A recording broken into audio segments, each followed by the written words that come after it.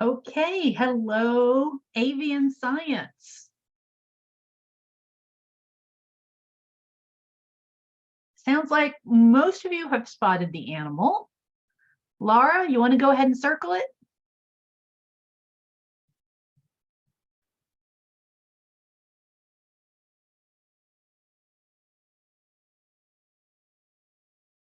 And you circle it on your phone, Laura. There we go. She's right. It's right here. It is a leopard.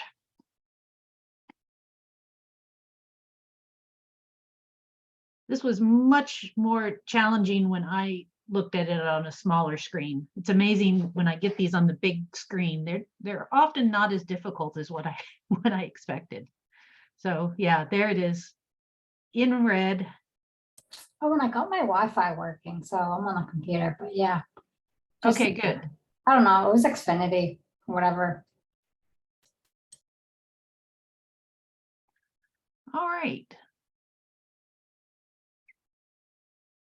You guys are getting so good at this, I may have to bring out some of the snow leopard images.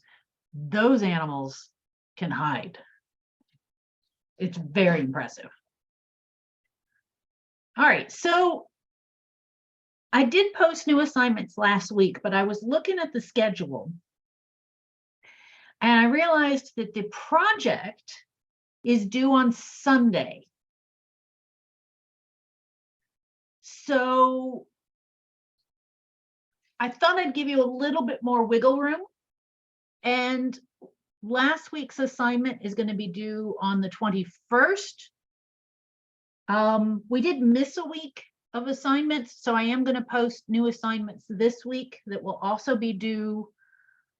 Well, I'll probably push it back to the 23rd, so I'll have a couple of extra days there. But there's going to be several assignments done 21st to 23rd. Project is due this week unless you're doing a presentation, which will be next Tuesday. Our last class is coming up fast.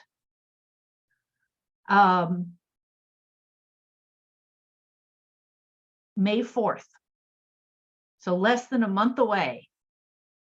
There is no final exam in this course. So the last week of the semester will have a regular set of, there'll be review quiz, review short answer, but that's it. It's going to be just like the ones you've already done this semester. No big final. Clarification, Diana. Yes. The project is due the 16th unless it's a presentation, in which case it's due the 18th. Yes. So if we're showing it in class.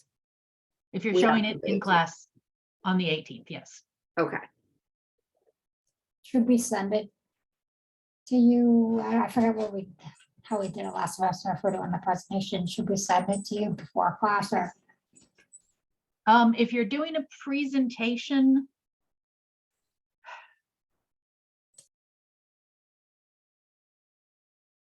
it's all, well, if you can bring it up on your computer, I will give you controls so that you can screen share what's on your computer. Okay. If you'd rather send it to me if you feel more comfortable with that. Well, just so you have it, so you can look at it after it, like and grade it that way after we present it. But yeah, if you've got your Okay. references on the last slide, then it's probably a good idea to send it to me. Pre-recorded presentations, you can either choose to play them during class, and again, I can give you control over the meeting so you can screen share, or you can email me those. Either way, but those are also due on the 18th before class. Okay. So we talked last time about assignments and updates on, not assignments, lecture topics and updating on lecture topics. So we're going to talk about diseases this week. And I think we're going to need 1.5 more lectures on diseases. And then I'll start talking about wildlife rehabilitation or wildlife rehab.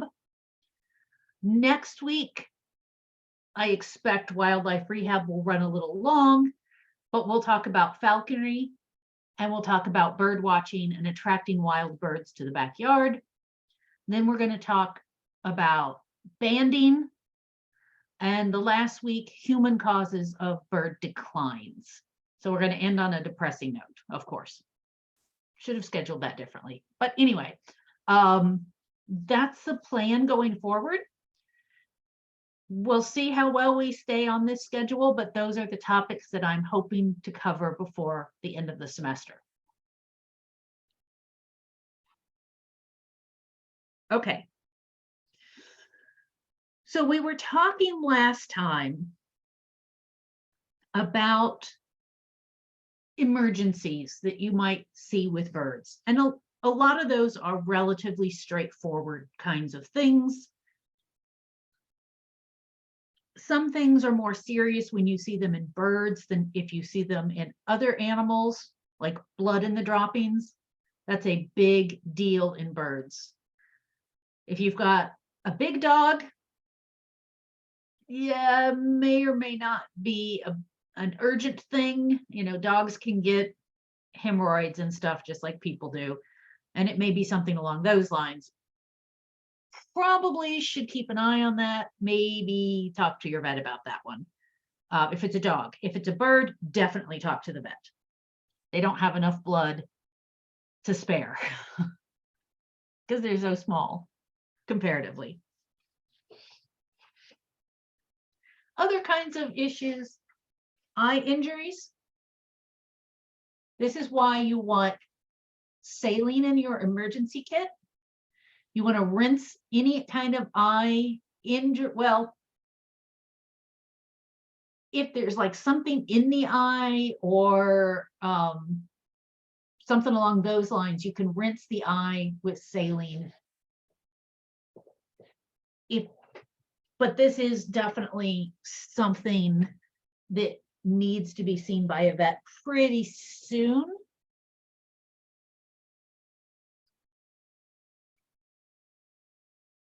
Uh-oh, I see a note in the chat. Laura had a sick hawk in the backyard. That's not good. No, I know, and I don't know, I think it had multiple injuries. I think something was up with its wing. And then I think it just wasn't moving or active or like anything. So I called animal control and the guy came over and he said, yeah, I mean, because it was the same guy that came the last time, and he said, you know, it probably is something, he probably got into some like poison or something. Oh, yeah, that's bad. That's really I'll bad. keep you updated though, because he said it was now. So. Well, there's also avian flu going around, and it will take down hawks. We're going to talk about that. Okay.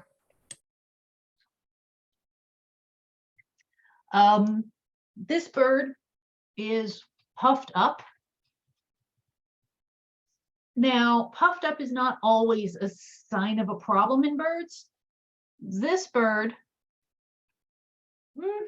it's probably just cold. So it's fluffing up its feathers to provide more efficient insulation to keep itself warm. Your bird may be puffed up because it's cold. It may puff up because it's in a bad mood. But it can be a sign that the bird is sick, especially this bird. You can see its eye is open and it looks bright. If the bird is bright, alert, and puffed up, there may be a disease there. If they're sleeping and they puff up, that may or may not be an issue. It depends, you know, you kind of have to know your bird's personality and look for how long are they puffed up. If they puff up and then they, you know, kind of pull the feathers back down, that's not really a big deal. If they are staying puffed up and they kind of look kind of hunched over and kind of blinky in the eyes and just kind of look like, oh, I don't feel good, I'm miserable. You know, you have to learn the bird's body language a little bit.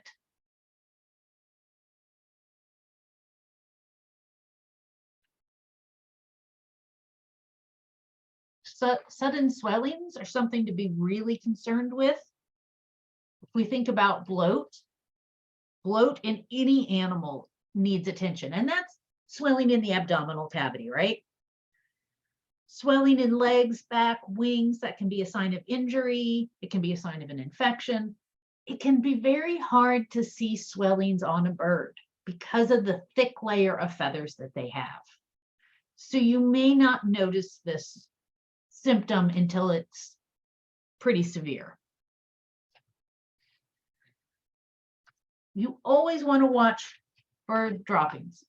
Just like if you've got a dog, if you've got cats, you want to keep an eye on their feces as a way to keep an eye on their health. So you really want to do this with birds. So if your bird has very watery stools and you haven't suddenly changed the diet or increased the amount of fruit in their diet, then dehydration is a major concern. Fruit can cause watery droppings and not be a problem, but if it's not a fruit-caused problem, diarrhea is an issue because of the risk of dehydration. Again, birds are not dogs and cats, and while you can monitor your dog and cat for a couple of days and see if they need to go to the vet, birds are not only better at hiding illness than dogs and cats, they're also more vulnerable and more likely to get very, very sick very, very quickly than most mammals are. I've mentioned this one. Any cat bite, the bird needs to go to a vet that day because there is a bacteria in bird saliva, I'm sorry, cat saliva, that can be fatal to birds. So they need to get on antibiotics immediately.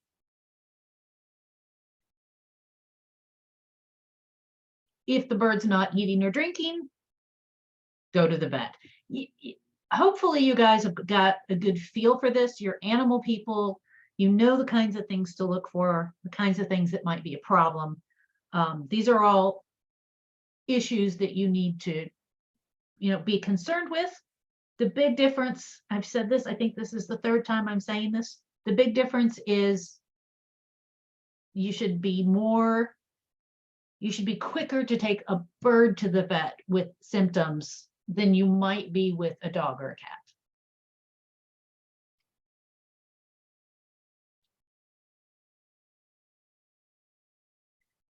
Another issue that you can get with birds,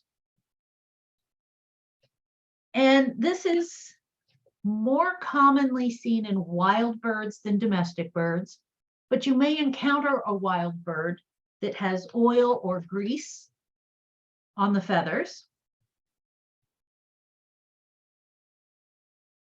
or was caught on a glue trap. So this is a glue trap.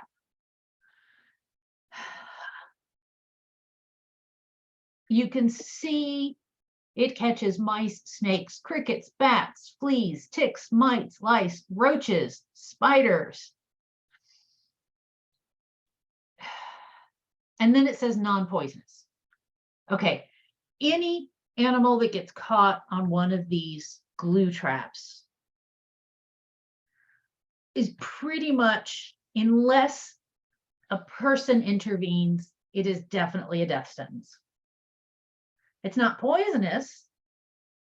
It will kill them basically through stress, dehydration, or starvation. So it's not a quick death. It's not a nice death. And you can get lots of non-target species. So you may be wanting to get rid of ticks, but your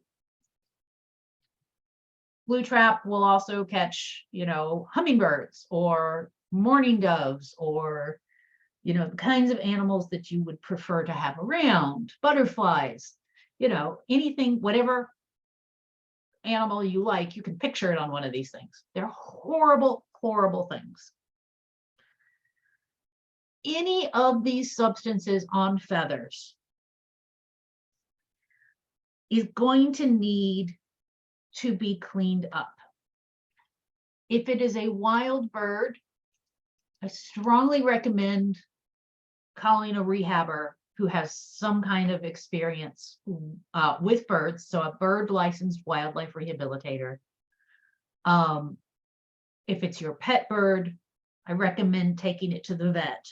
But if you can't do that, if for some reason you cannot get the animal to someone who is trained, I'm going to tell you how to deal with it. So 1, warm the animal. So this is for oil or grease. A lot of times animals, when they're oiled, they seem to be they get chilled more easily because their feathers are not working as normal to provide that insulation. So warming them up using rice in cloth that has been warmed in the microwave, but not too hot. While the instinct may be to get the oil or grease off the bird fast, it's actually important to warm the animal first and give it a quiet place to calm down a little.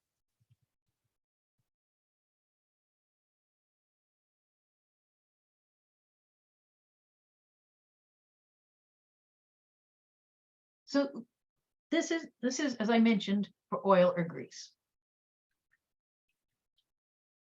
Use Dawn. I am dead serious. Those commercials are telling you the truth. Dawn dish soap, preferably unscented, and warm water. An old toothbrush is helpful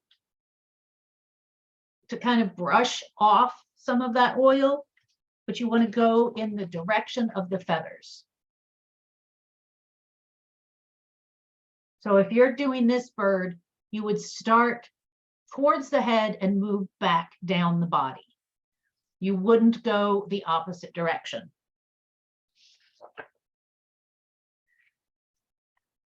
You may need to do a little bit, let the bird rest, do a little bit more.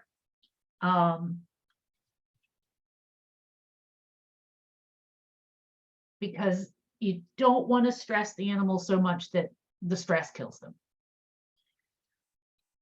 If swallowed, you're going to need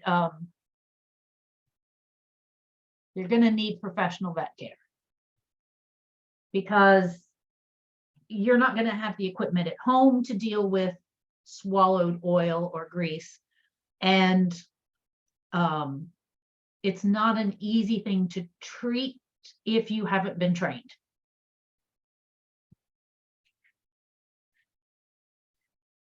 Now,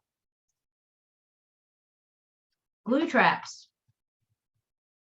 Any animal that is caught on a glue trap, one of the best ways to treat this or help the animal is to use warm cooking oil, not hot. You want to make sure that it's not really hot, but you want to make sure it's slightly warm. And you put the cooking oil next to the glue trap. So you're not like pouring it all over the animal. You're trying to get it between the animal's body and the glue trap.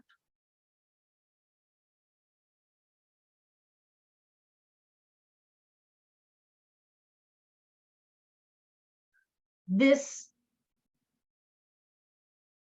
room temperature or slightly above room temperature, because even room temperature liquid will cool the animal a little bit. But yes, we're talking not very warm, not hot. You are going to get some of this on the animal.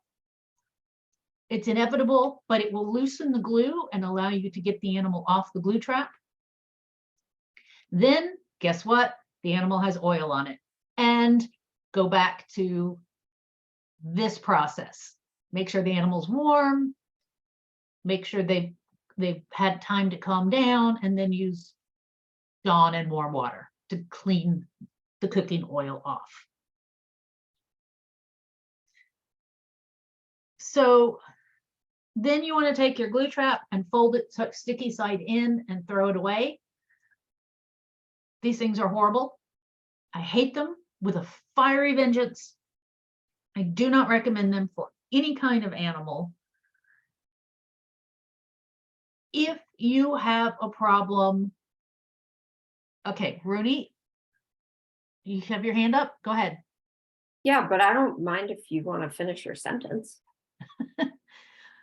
Okay. There are alternative ways to deal with any kind of pest species that you can imagine. And if we're talking roaches, that kind of thing, cleanliness and not having a lot of paper around. We used to get paper bags from the grocery store and you'd pile them up. They love those. Newspapers piled up, they love those. So we don't have so much of that anymore, so that's good.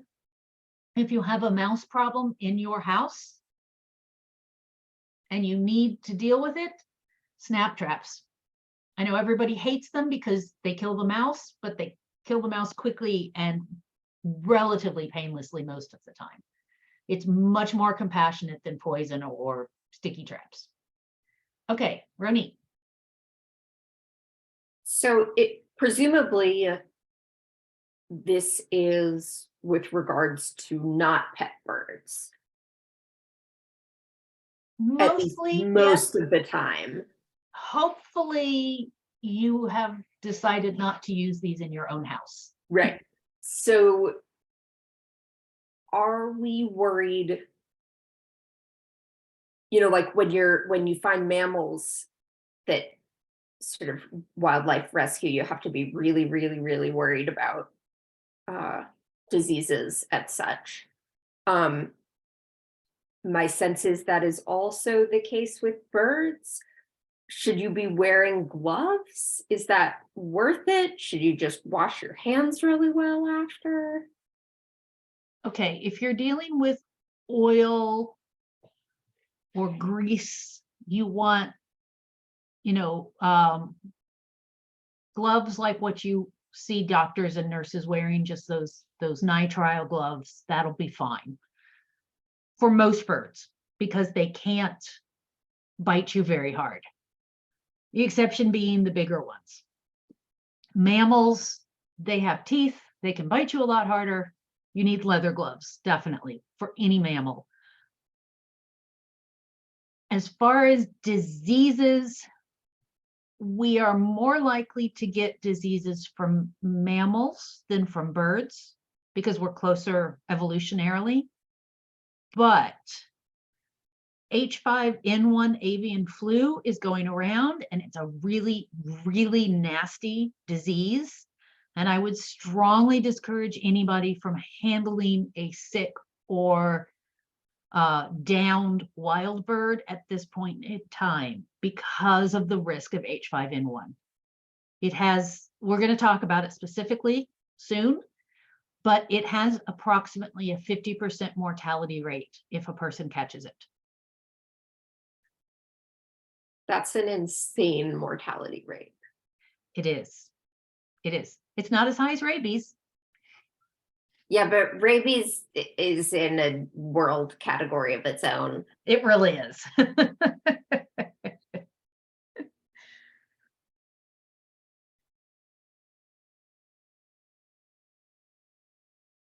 Okay, so You've got an emergency. Oh my God.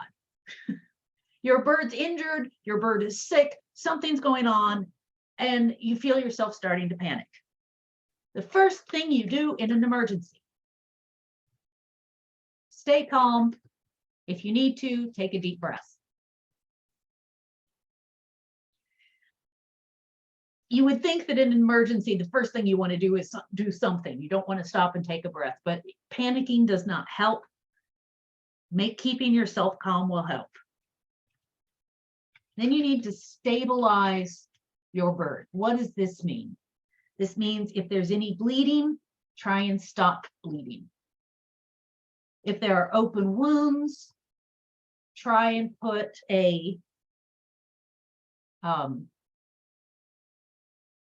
what did I call those? The gauze pads that are not going to be sticking to the skin or open wounds. Use paper tape to hold it on. If there is an obvious broken bone, the best thing to do is really to try and leave these alone and get it to a vet, because you can do more damage trying to stabilize that wound. You want to make sure the bird is in a carrier, warmed. Again, those rice bags are ideal for this. And cover it with a towel so that you're blocking visual and auditory stimulus. No radio on in the car on the way to the vet.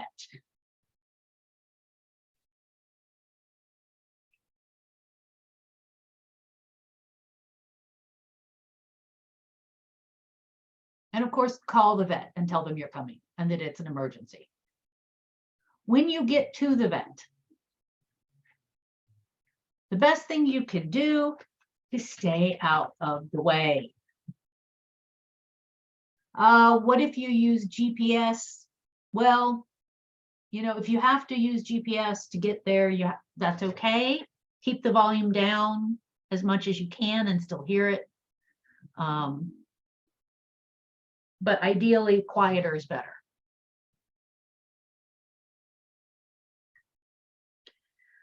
If you're feeling really anxious and it's your pet bird, it's okay for you to stay in the lobby during an emergency.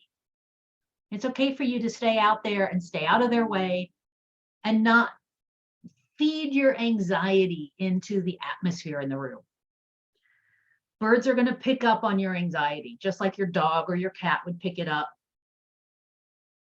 If it's your pet, what about talking to them? Probably a good idea if you've got a good relationship with it. Some birds, just like some cats and some dogs, are drama queens. And if you're not in the room, they'll be a lot calmer. If you're in the room, they're going to try and get your attention and act up. Other birds will find your presence comforting. So that's going to depend on your bird and your anxiety level. If the vet recommends diagnostic tests, if you're like me, you're going to be going, yes, whatever, fine, do it. Save my animal, right? But you really should ask questions. What are they testing for? What is the cost? And most importantly, will it change the treatment or the result? So I really hit this wall once with a cat. The cat was already about 18. And our last routine check, we did the blood work because she's, 18. Her liver values were a little off. But my regular vet was like, it's off a little bit. We're not too worried about it. We're going to keep an eye on it, kind of thing. And she got sick on a weekend, because don't they always get sick on weekends? So we went to the emergency vet. The emergency vet did blood work, fine. Noticed the liver values and wanted us to take her to get further diagnostic tests on her liver. And I was like, but my regular vet, and I'm like, we know her liver values are slightly off. The regular vet said, we're taking a wait and see approach because she's freaking 18 years old.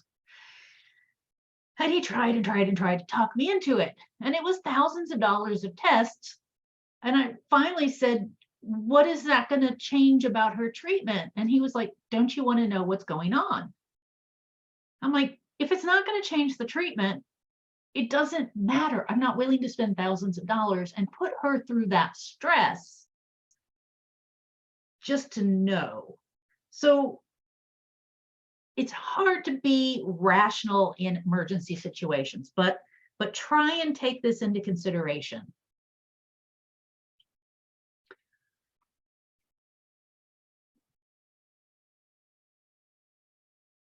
That cat, by the way, lived another 5 years. She was 23 when she passed. And she had off liver values for the last 5 years of her life. Okay, treatment. So if the vet is sending you home with the bird, make sure you know how to do everything. And that you're comfortable doing everything the vet tells you to do. So are you going to have to tube feed your bird? Know how to tube feed your bird. Are you going to need to give injections? Are you comfortable with that? Are you going to need to change bandages? Make sure that you are completely comfortable before you leave the vet's office. And if the treatment is very expensive or kind of on the extreme, it's going to be a long time period, it's going to cause a lot of stress on your bird, I am giving you permission to ask, will it improve the quality of life or significantly extend the life? And this is something that, again, we are animal lovers. We want our animals to live as long as we're living, right? We don't want them to die, and we really don't want to make the decision to have them put down. But is the treatment going to improve the quality of the animal's life? So I have had multiple animals that have had cancer, and they've all been found pretty late in the process.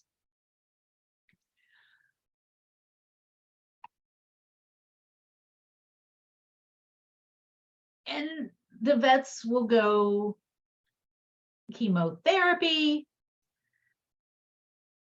and you're like, is that a good thing? Like Laura says, is the treatment going to cause further harm? Is it going to make them feel better? Is it going to extend their life expectancy? And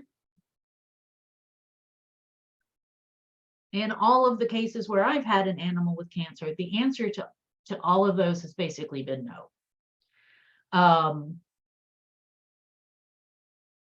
I think the longest improvement in life expectancy, one of the vets said we could put my dog on chemo and get a couple more weeks of life. It's a tough decision to make, right? But you should be asking those questions. And don't be afraid to ask the cost. Because we all know that money for most of us is an issue.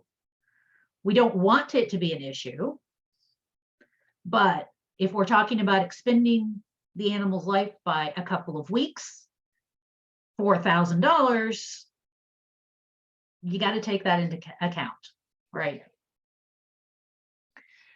So I'm giving you permission to think about those things if you are in a situation where you have to make those decisions. Sometimes the right decision is euthanasia. Euthanasia is the way vets do it. It's very easy on the animal. The vet gives them a drug to make them relaxed and sleepy, and then gives them the other medication. So they're basically, they fall asleep. And I think I've talked about that long enough. Can I just say one thing about it? Yes. I've always felt that as a pet owner, because we're bringing this animal into our lives and sort of promising to care for them, that if we have the option for euthanasia and the animal has sort of reached the threshold of like whatever cutoffs we've come up with, like they're not enjoying eating or whatever, that it's a gift that we can give to them. Yes. Yes. I am right there with you. I don't disagree either. Hmm? I don't disagree either. I just said indeed in the chat. Yep. Yep. Certainly, if I was, I'd rather have a good memory of the 8 years than, okay, like, a bad memory that lasts 8 years and a month. Yeah. yeah, exactly. Yeah. Like, Yeah. is that extra month going to be a good month, or, you know, are you just going to be like, why did I do this? Like, this animal suffering, you know? Yep.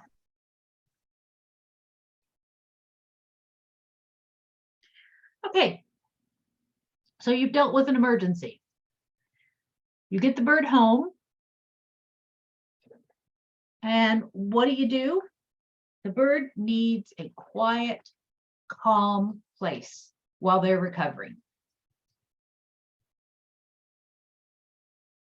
The cage might be small compared to their regular cage. You may not let them out the way you normally would. So if you've got like a sleeping cage for the bird, that is going to be ideal.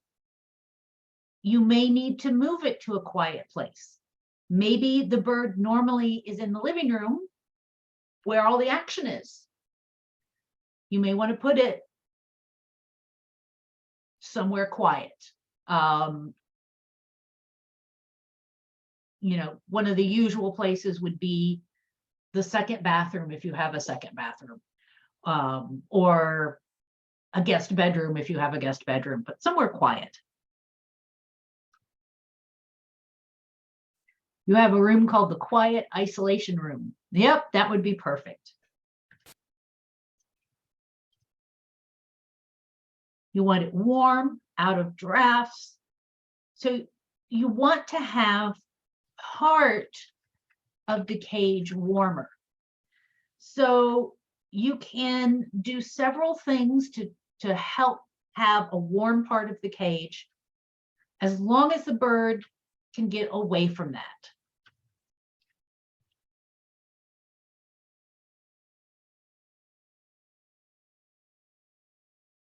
Because it can get too hot. You're aiming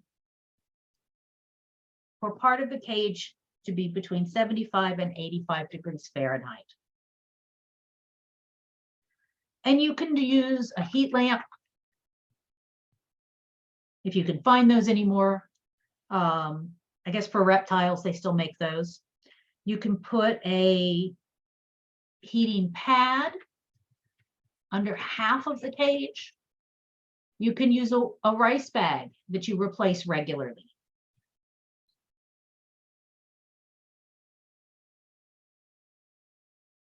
You want the perches low down.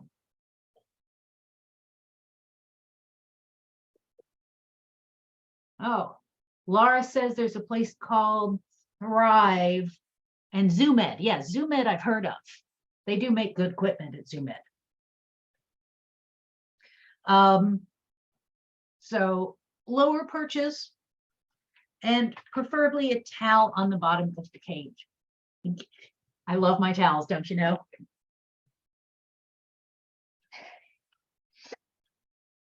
When I had birds, I bought a whole bunch of these. These are surgical towels. They are fantastic for dealing with birds. The texture of them is, there's a texture so that it's not slippery underfoot, but the bird's claws are not likely to get caught in it like a typical hand towel or bath towel. So the texture is just about perfect. They go in the washing machine. They last a long time. If they get stained, you've got something special that you're using just for the purpose. So it's, you know, so what if it gets stained? Nowadays, I don't have birds. I use these to clean the house. They work really good for that too. You may need to fold a towel to make a bed for your bird. So I'm gonna stop the share. And so here's my towel. And what I'm gonna do is I'm going to roll it up. So now it's rolled up, and then you twist it around to make a donut shape. And the size depends on the bird. So smaller birds, smaller donut shape. And what you're trying to do is create a place where your bird can sit snugly in the donut. Now the legs are not going to be out like Mr. Flamingo's legs, but they can sit comfortably in that nest. It gives them a little bit of support. So if they're a little wobbly, you know, they're not going to fall over easily. 9 times out of 10, if the bird's feeling halfway good, they'll climb right back out. But if it's really feeling bad, that's a good way to support your bird.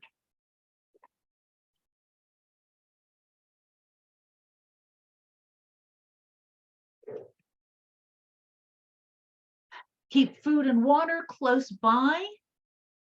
You can see it in this bottom picture here, where the food dish and the water dish are down here on the ground. Give them reduced or even no free time. You want your bird to spend their energy healing, not flying around the house. And for most birds, you want to minimize handling. If the bird is one of those that's a real snuggler and you have a really good bond with them, they may want attention because they don't feel good. But a lot of birds are going to be more like, nope, nope, I want nothing to do with you. I'm feeling sick. They may even benefit from having part of their cage covered with a towel so that they have a hidden or sheltered area, so they don't feel like a predator can sneak up on them.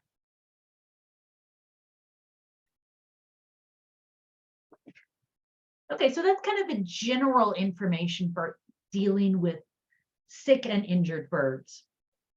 And now I'm going to talk about the biggest problems seen by avian vets. I got this list from my friend who is an avian vet. And these are the things that she saw most commonly when she was working with the public.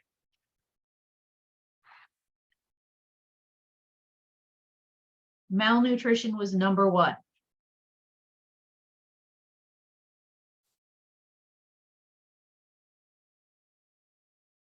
Secondary infections due to poor husbandry. was number 2. We've already talked about nutrition. We've talked about keeping cages clean. So we're not going to talk more about those. We're going to talk about some specific infections: chlamydiosis, giardia, yeast infections, pachecos, and PDD. And I'm going to explain what all of those are to you. And there are also species-specific abnormalities, such as renal tumors in budgies and lipomas in overweight Amazons.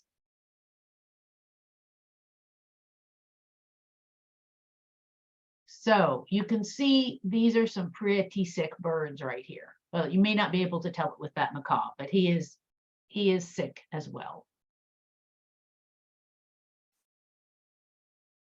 So we're going to start with chlamydiosis. Now, this is not chlamydia. So don't even go there. This is a very, very different disease, even though the name is similar. It used to be called psittacosis. I don't know why they changed the name. I think psittacosis is a better name for it. So chlamydiosis is a contagious systemic or system-wide, so it impacts the entire body, bacterial infection. So it's caused by a bacteria. The symptoms are highly, highly variable. When you have something that can impact the entire body, the symptoms are going to depend on what systems are most impacted. And they can range from asymptomatic, which means there are no symptoms. These birds can be carriers, so they can have chlamydiosis pretty much their entire life and never show signs of it, but they can give it to other birds. There can be respiratory problems, digestive problems, urinary problems, blood abnormalities, and it can be fatal. What is the bacterium called? It's called chlamydiosis. That's the disease. I didn't write it down. I'm sorry.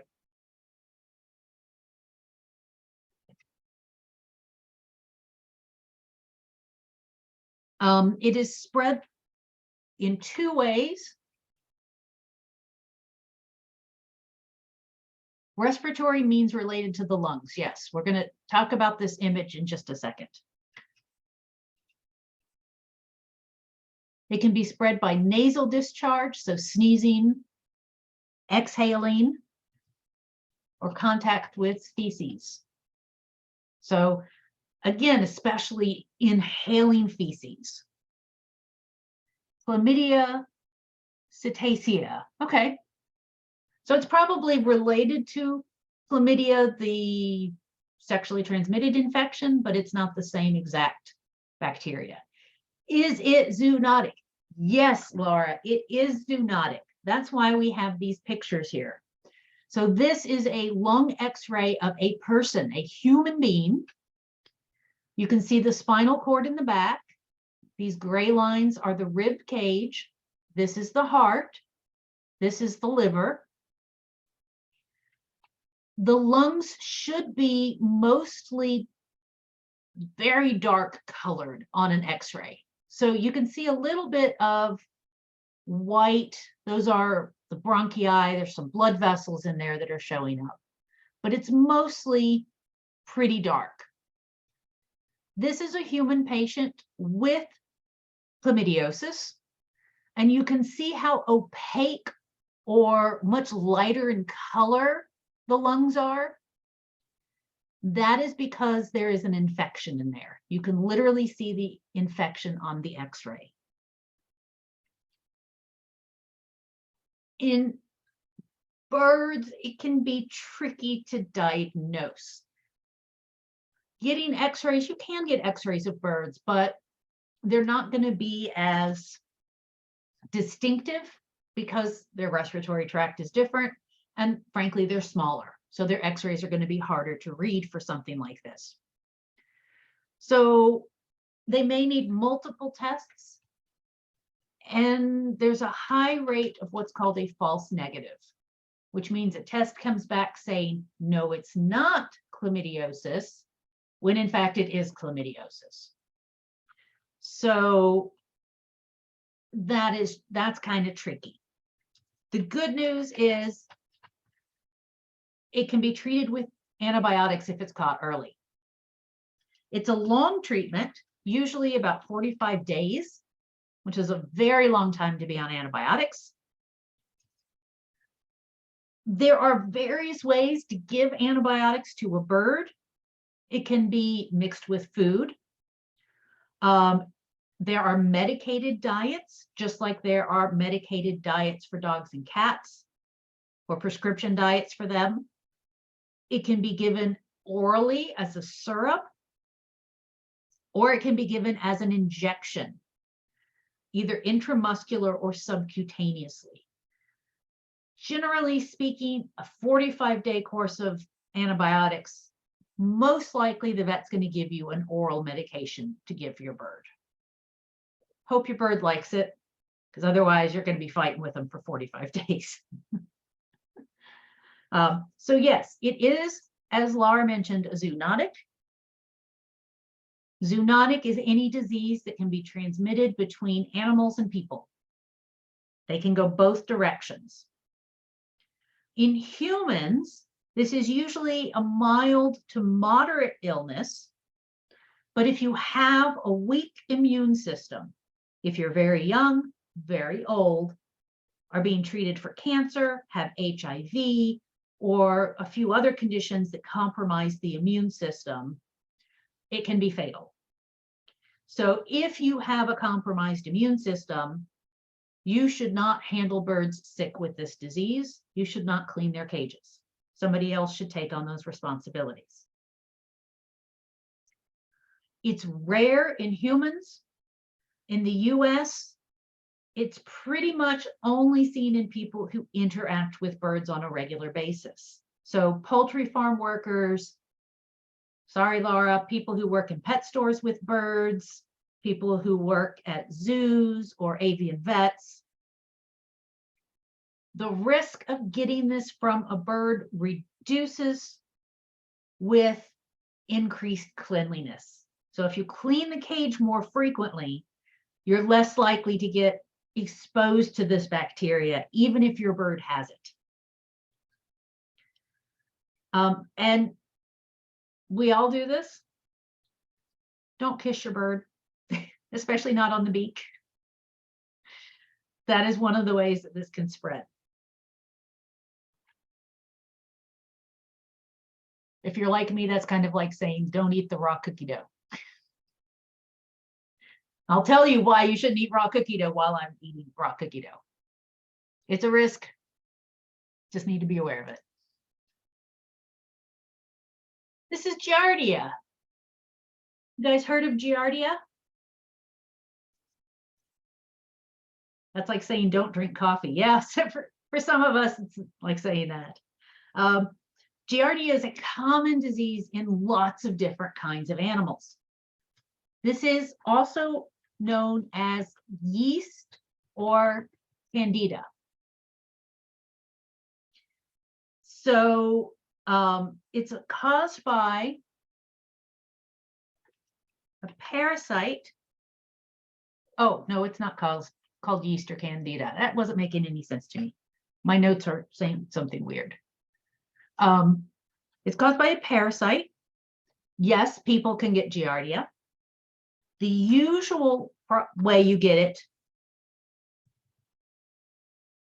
is by drinking dirty water, getting contact with feces of an infected animal, not washing your hands before you eat lunch after that.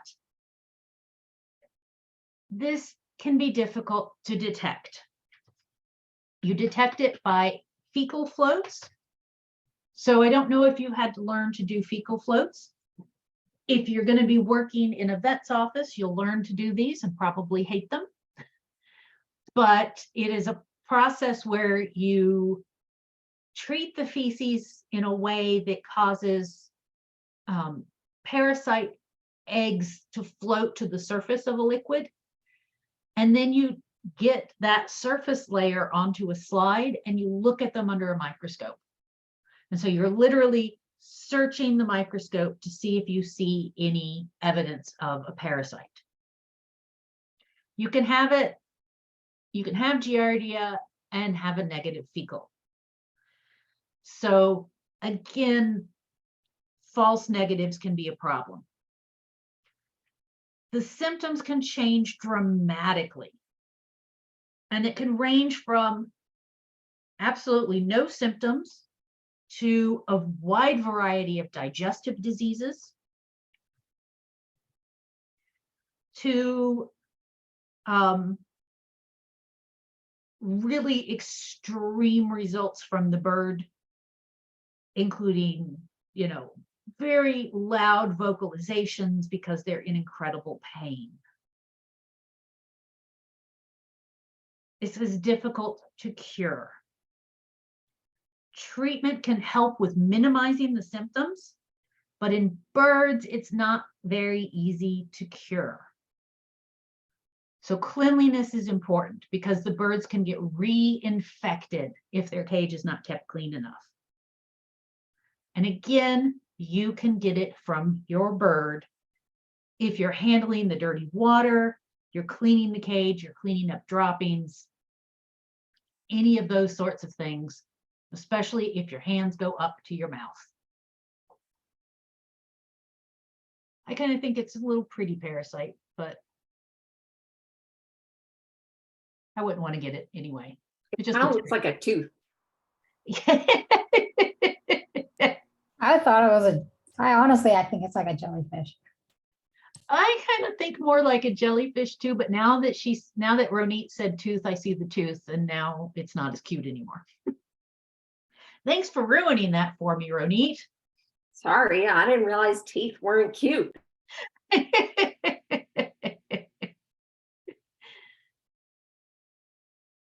Okay.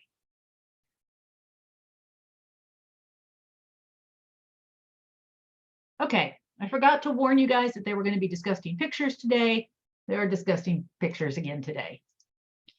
This is aspergillosis. So, aspergillosis is a fungal disease. Fungal infections are more common as a secondary infection in birds, meaning they're sick with something, and then they also get aspergillosis. Fungal diseases are more of a problem in animals that are ectothermic or so-called cold-blooded. Birds and mammals, we have a higher body temperature, and it's harder for most fungal diseases to get established with our higher body temperature, unless we're already sick from something or our immune system is impaired for some reason. So this tends to be a problem in birds where their immune system is compromised, either due to chronic stress or malnutrition.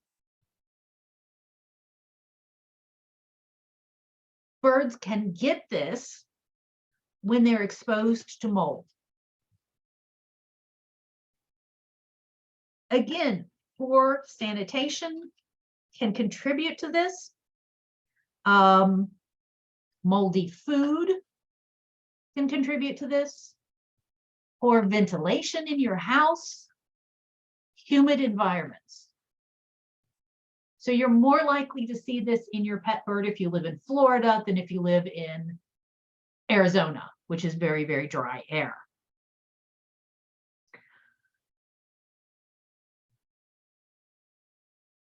The other thing that can happen is if the bird is being hand-fed or given a liquid medication, they can aspirate some liquid. Aspirate liquid. What that means is that some liquid gets into the lungs rather than in the digestive tract where it's supposed to be. So when I talk about exposed to mold, we all get exposed to mold, whether we like to know it or not. Sometimes it's in the house. Sometimes we just get it from walking around outside, going to classes in certain buildings, Lynn campus. So, you know, most of the time it's not a big deal. We can handle it, but it is something that we can get exposed to that can lead to something like this. This is a respiratory illness. So it's mostly going to show up with things like voice change, exercise intolerance. Suddenly your bird that used to love to fly around the house doesn't want to fly anymore. You can have a runny discharge from the nares, so their equivalent of the nose. Now, it can spread, so it can also impact bones, eyes, and I'll shudder a little bit here, the brain. You can, if you've got a severe case, you may need to have surgical removal of the fungus from tissues. So you may need to go in and have the vet take some of the fungus out of the tissues. Treatment is long-term and expensive. It's very important to try and determine if your dog, I'm reading dog in the chat from a minute ago, if your bird has aspergillosis or another respiratory illness, because we're going to treat those very, very differently. Antibiotics will not work on aspergillosis. Antifungals will not work on bacterial infections. Treatment needs to continue several weeks after the bird appears to be recovered. So the bird can still have a little bit of the fungus in their system and not have symptoms. So you really, really, really need to make sure that you've given some extra treatments to get rid of that last little bit of fungus. This can cause permanent damage, including to the air sacs and other parts of the respiratory system. So this is one of those things where you really need to be aware that full recovery is possible, but not a guarantee, that your bird may have permanent damage, and that, as I mentioned, treatment is long-term and kind of on the expensive side. What tissue are we looking at?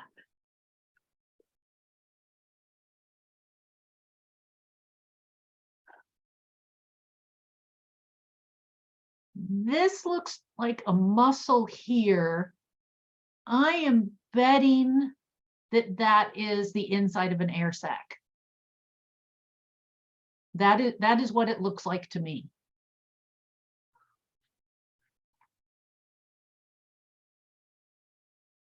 Is aspergillosis a zoonotic? Yes, it is. We can get it. We can get it from mold spores in the environment. We can also catch it from birds. Most people have mild symptoms. Again, fungus in warm-blooded animals tends not to be as severe, but it can progress to life-threatening. Again, mostly in people who have immune system issues. So How the life- environmentally hardy are the spores? how environmentally hardy are they? Fungal spores are pretty environmentally hardy. They can tend to stick around for a while. If your bird has aspergillosis and you know it, we're going for the bleach when we clean the cage. Dishes can still go through the dishwasher because the water in there gets hot, and it'll get hot enough to get rid of the spores.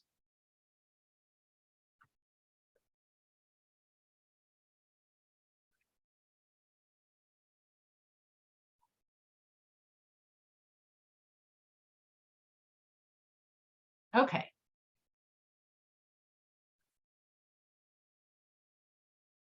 External parasites. These can be pretty common in birds. Mostly they're mites, which are kind of like fleas. Bird mites are not transmissible to people. They can get on you, but they are not going to be able to survive. They are not going to cause any damage to you whatsoever. There are all kinds of mites that can affect a bird in all kinds of places. So there are feather mites. These seldom impact birds that are kept inside. But they're pretty common in wild birds, and any pet bird that lives outside might get them. Just like fleas, if there's a minor case,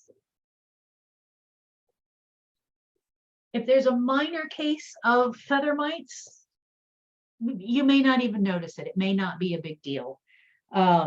Severe cases, of course, are more problematic, and allergies can show up just like with fleas in dogs and cats. Budgies get this disease called scaly mites.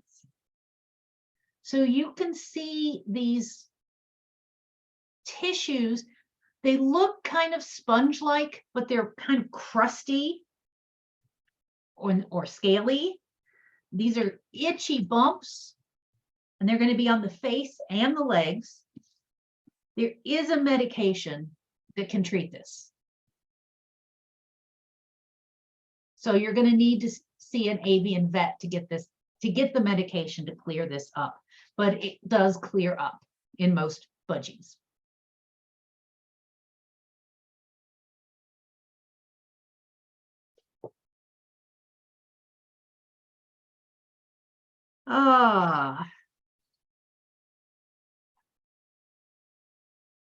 Okay.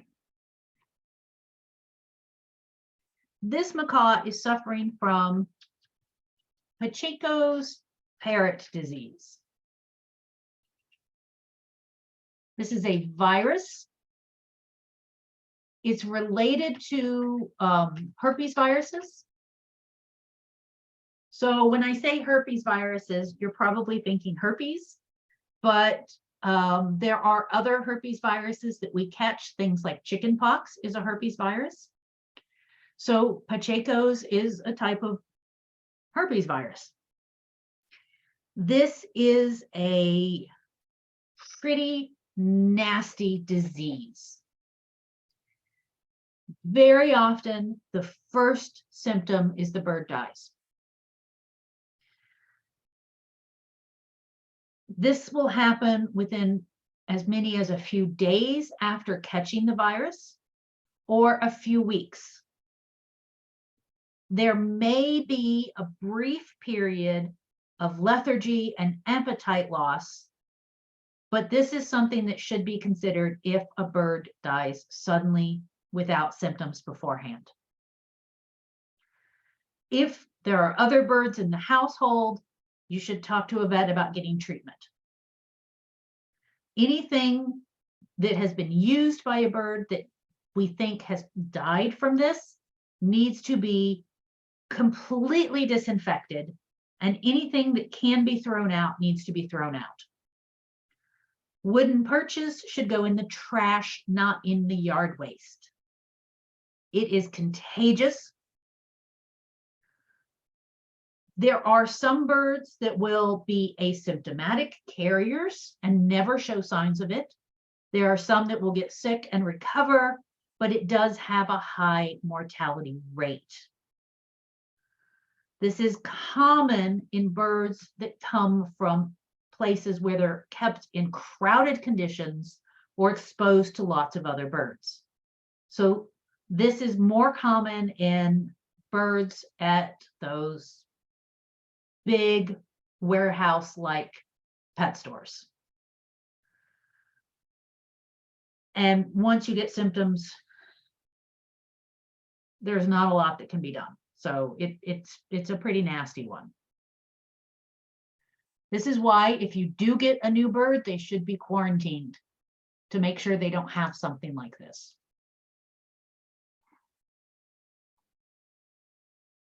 And I'm not going to have time to talk about PDD. We're going to come back to that one. And then we're going to talk.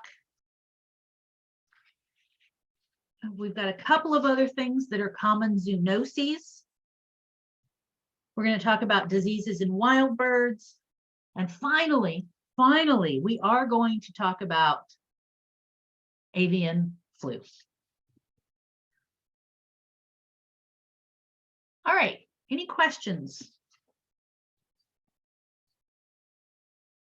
Nope. All right, in that case, I will see you guys on Thursday to have more talk about diseases. Bye.